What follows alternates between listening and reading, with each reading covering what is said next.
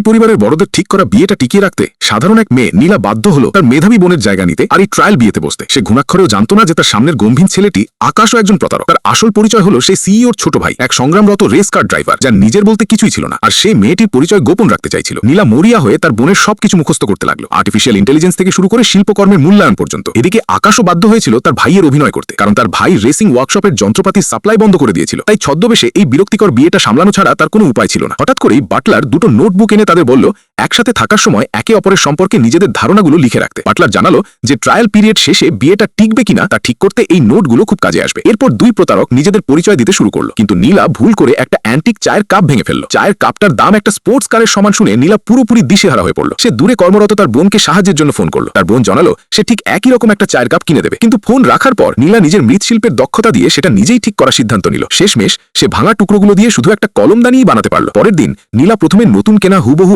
একই চায়ের কাপটা বের করলো, কিন্তু আকাশ এক পলকেই সেটা ধরে ফেলল। তার মনে হলো নীলা শুধু ভান করছে। ঠিক তখনই নীলা নিজের হাতে বানানো কলমদানিটা বের করলো। তার আন্তরিকতা দেখে আকাশ অভিযোগ করলো যে কলমদানিটা দেখতে খুব বাজে হয়েছে, কিন্তু সে সাথে সাথেই সেটা নিজের ডেস্কে রেখে দিল। এরপর সে তার ভাইকে জানালো যে তার হবু স্ত্রী আসলে বেশ মজার একজন মানুষ। সকালের নাস্তার সময় নীলা তার নোটবুকে আকাশের পছন্দ অপছন্দগুলো লিখে রাখলো। আকাশ ভুল করে ভাবলো সে হয়তো তার ভাইকেই বিয়ে করতে চায়, তাই সে তাকে তার ভাইয়ের পছন্দ অপছন্দ সম্পর্কে জানালো। এরপর আকাশ তাকে জানালো যে হোম থিয়েটারের পাশেই একটা স্টুডিও আছে, আর সে চাইলে ভবিষ্যতে সেখানে নিজের কাজ করতে পারবে। এই কথা শুনে নীলা ভীষণ আবেগপ্রবণ হয়ে পড়ল, কারণ তার বাবা মা কখনোই তাকে বাড়িতে এসব নোংরা কাজ করতে দিত না। কিন্তু আকাশ খুব সহজেই বলল যে নোংরা হলে চাকররা সেটা পরিষ্কার করে নেবে। এতে নীলার বিশ্বাস হলো যে তার বোনের হবু স্বামী আসলেই একজন ভালো মানুষ। সে তার বোনের বিয়েটা বাঁচাতে চাইল, তাই সে আকাশের সাথে একটা সিনেমা দেখার প্রস্তাব দিল। আকাশ জানতে চাইল সে কি খেতে চায়। নীলা সাথে সাথেই পপকর্ন আর কোলার কথা বলল, কিন্তু পরক্ষণেই তার মনে পড়ল যে সে তার বোনের অভিনয় করছে। সে দ্রুত উত্তর বদলে বলল যে তার কিছু ড্রাই ফ্রুটস আর সুগার ফ্রি দই চাই। আকাশ মনে মনে ভাবল এই খাবারগুলো তো হুবহু তার ভাইয়ের পছন্দের সাথে মিলে যায়। ঠিক সেই মুহূর্তে নীলার খুব ইচ্ছে করছিল একটা অ্যানিমেটেড সিনেমা দেখার, কিন্তু সে ভাবল তার বোন হলে